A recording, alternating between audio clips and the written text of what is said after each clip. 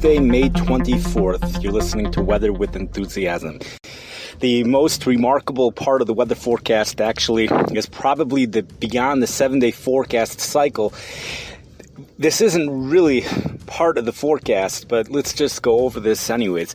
The European computer model is showing that temperatures in Massachusetts, part of the Northeast, this excludes parts of Maine. This does not include Caribou, Maine, but parts of the Northeast, including Providence, Rhode Island, Mid-Atlantic area, but especially up in the northern areas, like perhaps New York, Long Island, New York, those areas. European computer model shows temperatures reaching 100 degrees next Thursday. Now, the problem with making a forecast that temperatures will reach 100 degrees next Thursday is the fact that the GFS computer model shows unseasonably cool temperatures low 60s, if even that. Now, mainstream forecasters, pretty much if you look on some of the mainstream websites, you'll see that they are forecasting neither what the European computer model says or the GFS model says. They're forecasting something like in between, with highs in the low 80s or Baltimore highs in the upper 80s. The question is, why are they doing that? Why not go ahead with one of the computer models? And I wanted to give a possible explanation to this.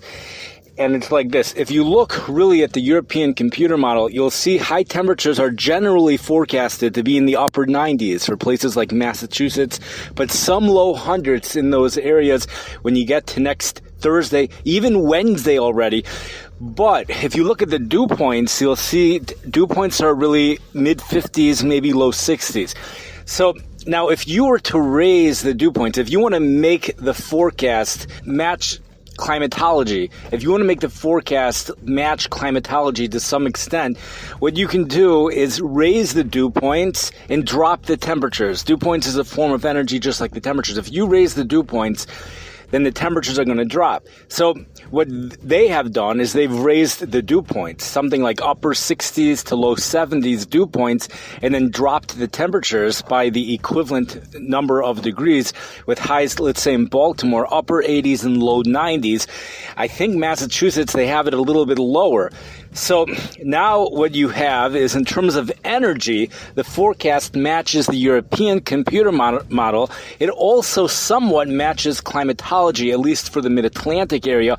When you get up to Massachusetts, it doesn't exactly match climatology, but it is a reasonable forecast to make to say highs will be in the 80s over there. I'm not sure they're saying that warm. I don't have it on me right now, but temperatures will be warmer than normal according to mainstream weather forecasters. The GFS model probably is showing a flow off the ocean, and that's why there's going to be so much coolness, but the GFS model is showing it to be cool even well inland locations as well. So I think it's a brilliant idea to go ahead and forecast humid conditions with high temperatures only upper 80s to near 90 degrees, and instead of the slightly humid air, if even that, and highs in the upper 90s to low hundreds. But we will wait and see what's going to happen. Not just wait and see, but it'll be interesting to see how this European computer model plays out over the next few days and how the GFS model. But I'm more interested in the European computer model. When you go into the Midwest, the European computer model has had tremendous accuracy, like really a lot of accuracy, even that many days out, especially recently.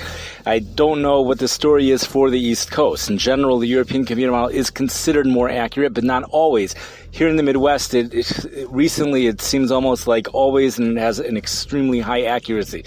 So, but let's go ahead and talk about the weather that's going on now over the next few days. We'll get to now in a little bit. First, let's just talk about what's going on in the few days. So we're working backwards over here. So we have a wave of heat, a one-day wave of heat. But listen to this, because it's not going to play out to be a one-day wave of heat for most of the country. It's a one-day wave of heat that starts out like in the Idaho area or so. It hits them about Friday, actually Thursday. I believe with high temperatures going well into the 80s. Now, right after the temperatures go into the 80s, temperatures are going to drop a lot. Highs in the 60s, maybe even cooler than that. And right before temperatures go into the 80s, high temperatures will also be in the 50s or 60s. Now, that one-day wave of heat moves east, as weather usually does. It moves from west to east. Weather almost always does. Moves from west to east. So it's going to move from the west to the east. High temperatures hit the 80s. Peak warming occurs in places like western North Dakota and South Dakota, areas around there. Peak warming occurs on Friday. High temperatures in the 80s. So you go from the 80s in Idaho on Thursday to the 80s in the western parts of the Dakotas on Friday. Then that wave of heat continues, and on Saturday, on Shabbos, high temperatures go into the 80s. For the eastern parts of North Dakota, there probably will be some 90s there as well. Okay, now that wave of warmth then spreads into the rest of the Midwest. But here's what happens when it gets into the Midwest. So Sunday, we have high temperatures going into the 80s. The thing is, when it hits the Midwest, it's not going to go away. It's just going to remain in the Midwest for several days, for at least several days. Temperatures getting a little bit warmer on Monday. Many locations seeing high temperatures in the low 90s, upper 80s to low 90s. The heat continues for Tuesday, Wednesday, and the question is, when will that trough with the dip in the jet stream, which is going to hang out in North Dakota, South Dakota, those areas, when is that going to make it over here? Temperatures are going to be cool when you get to, right after those places that are just getting a one-day wave of heat, especially like western North Dakota, those areas, temperatures are going to be cool. In fact, the beginning part of next week, highs, the European computer model shows highs on Sunday to be in the 40s for the northwestern parts of North Dakota. Actually, this is on Saturday.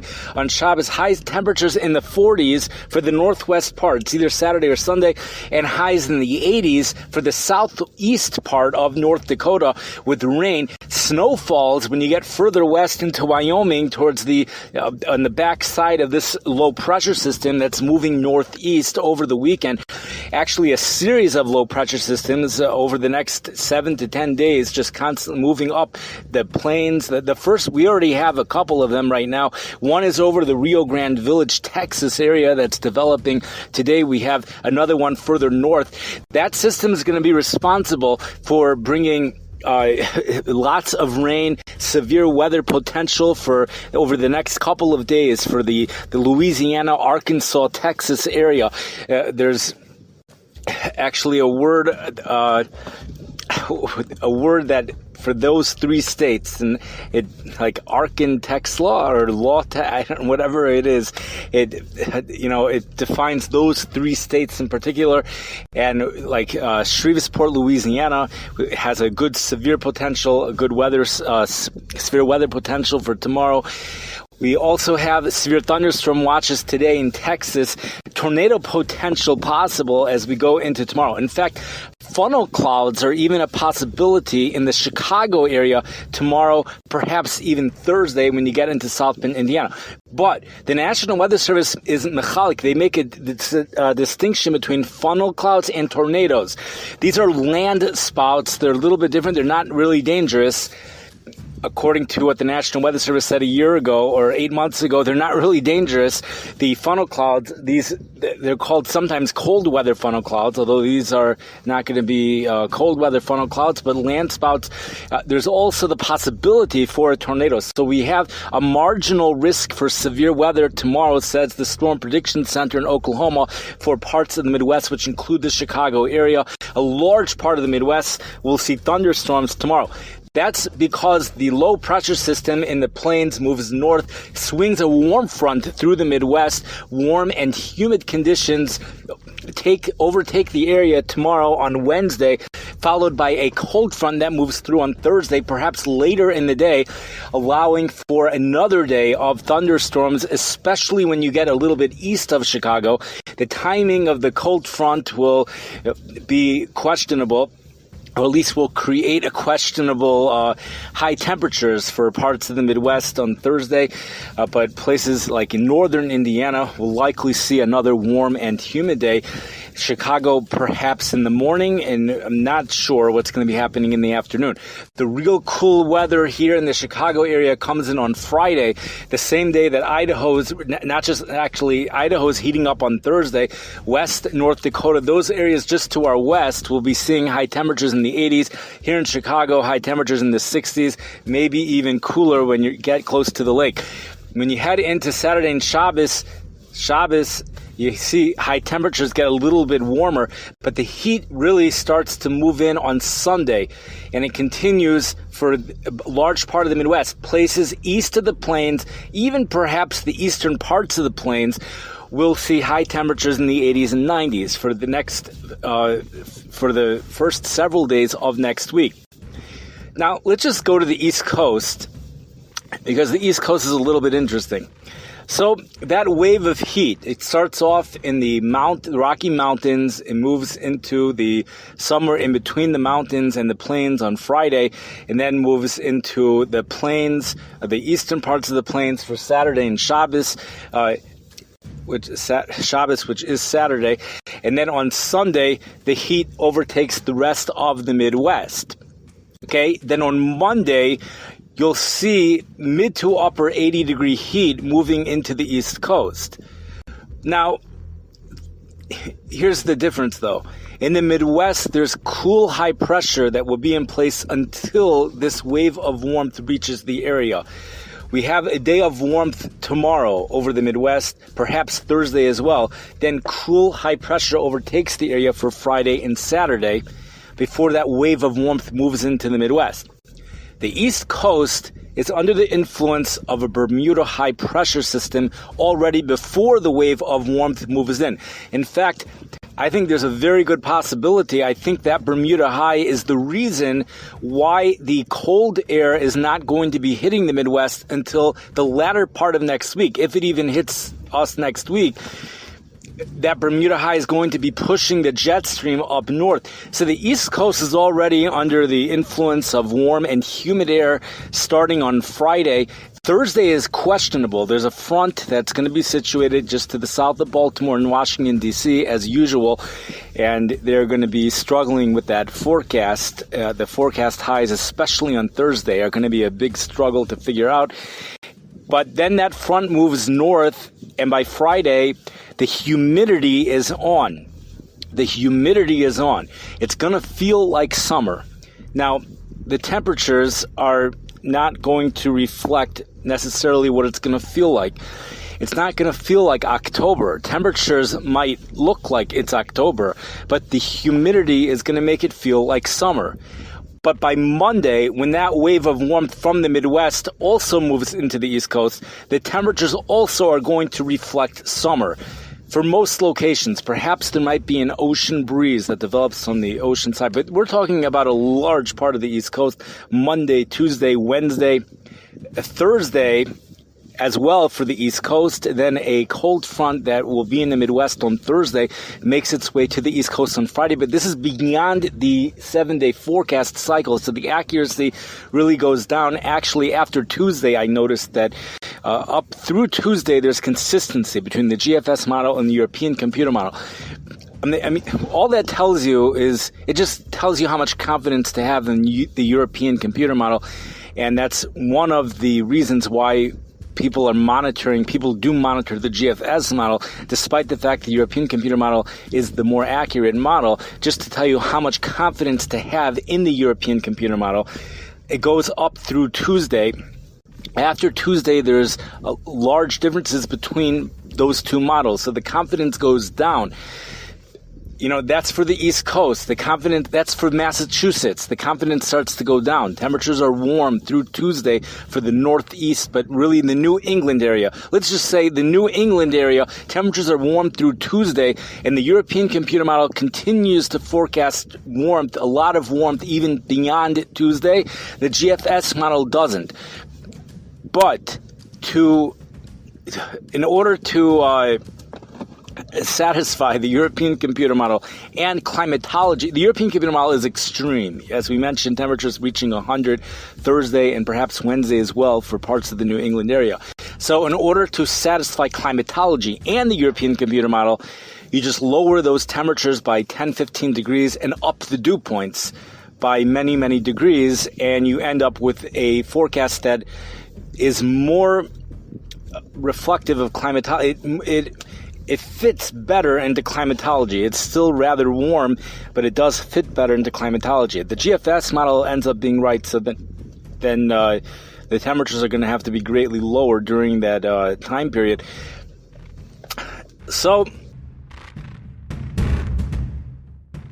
the severe weather outbreak risk going back here to the Midwest for tomorrow, marginal means there's a 5 to 15% chance for severe weather anywhere within a 25-mile radius. Thursday, there's less of a chance for severe weather for a large part of the Midwest, but a higher chance for severe weather in northern Indiana, and we have a really slight chance for a tornado really anywhere. The highest chances for severe weather are going to be south of Chicago. But according to the Storm Prediction Center, it's pretty much Chicago and even north of Chicago as well. Phoenix is going to be seeing a big spike in the heat over the week. Amarillo, Texas will be experiencing near record heat for Saturday. Rio Grande Village has really high temperatures, but not record heat. Now, here in the Midwest, the other thing to mention is the solar insolation, INSOLATION, which this time of the year, this is going to be a big shocker to many of you if you haven't heard previous podcasts of mine. The highest level of solar insolation is around 38 degrees north latitude, and in about a month it's going to be about 40 degrees north latitude, perhaps even a little bit further north than that. So in the wintertime, you know, the further south you go, the stronger the sun is, the more heat you get from the sun. In the summertime, it's complicated because although the further north you go, the sun is not as direct, but the further north you go, the days are longer. So the question is, how much heat are you really getting from the sun? So one could say that further north you go, the more solar insolation there is. But that is not true. The long days do not counteract the sun because the sun is not strong enough. So the area actually with highest solar insolation on June 21st is the Arctic Circle, but not north of the Arctic Circle. It is the Arctic Circle. But the area of second highest solar insolation is right around 40 degrees north latitude. And then it gradually drops south from there. And you'll notice the hottest temperatures here in the country are right around 36 degrees north latitude, maybe 38 degrees north latitude many times. 36 degrees north latitude is where Death Valley, California is. Realize places along 40 degrees north latitude only experience maximum solar insolation for a few weeks. But when you get further south than that, you have a couple months of very high solar insolation. So you can get really hot. You'll see temperatures get really hot, but also geography plays a very big role. The low elevation, the deserts area, and things like that. But the solar insolation does not get as high when you go into South Florida and places like that. Today, the reason this is being brought up is because it perhaps explains the weather map today to some extent of how high temperatures in International Falls, Minnesota were forecasted to go into the 70s, but just a couple hundred miles south of that, maybe more than a couple hundred, you go into Des Moines, Iowa, high temperatures are only in the 50s. And then even in Oklahoma, high temperatures are only in the 60s. So the solar insolation explains this in an indirect way because the real reason has to do with the jet stream, but the jet stream is connected to the solar insolation. So it just isn't as direct. The cause and effect isn't as clear, but there is a connection. So the jet stream goes further north as you get more solar insolation. So the International Falls area has warmer temperatures than when you go further south. I would imagine clouds are also a very big part of this. One other thing we're going to mention in regards to the dew points is that the soil, the moisture in the soil is at maximum capacity over parts of the southern Midwest right now, and that will explain the high dew points, which will be headed into the Midwest next week. The Chicago area, it's not at maximum potential, but the winds will be coming from the south, so dew points will likely hit the low 70s when you head into Memorial Day. So thunderstorm chances are possible really any time during the heat and humidity. As of now, it's questionable how capped the environment will be. Any thunderstorm that does develop in heat like that usually has the potential to be severe, and especially over the next few days, thunderstorms that do develop have the potential to be severe, and that goes for the East Coast as well, even though temperatures might only be in the upper 70s in the mid-Atlantic area. It will still feel like summer, as pointed out before, and the thunderstorms have that chance of becoming severe. But generally speaking, we're talking about a drizzle and a mist for places like Baltimore. We're going to go through a day of just a mist, a drizzle, and stuff like that. In the Chicago area, we're going to start to see rain, possibly even heavy rain, move in sometime tomorrow. A slight chance late tonight, but sometime tomorrow, at least on and off showers. Thunderstorms possible late in the afternoon. Thunderstorms possible really any time, but the strongest storms would occur late in the afternoon into Wednesday night. On and off showers again for Thursday, and then the cold front moves through. It will feel like summer in Chicago Wednesday and perhaps Thursday morning, and then Friday the cooler air comes in, but the heat returns for Sunday, Monday onward for next week, Tuesday, Wednesday, and might come to somewhat of an end on Thursday. New Delhi, India, just to throw this in, is experiencing high humidity again. It is almost June, so the monsoon season's coming up, but it's going to be off and on, the high humidity, and the temperatures will also go up and down, with highs ranging from the mid-90s to the mid-100 and teens, probably depending on what the dew point is. It's going to be great swimming weather for much of the country when you go east of the plains and you stay south of Maine, probably, at least south of Caribou, Maine. High temperatures over much of the country in the 80s, and even lots of places in the low 90s. And of course, when you go into Texas, we'll see high temperatures in the hundreds. Thank you for listening. I wish everyone a wonderful day and enjoy the Memorial Day weekend.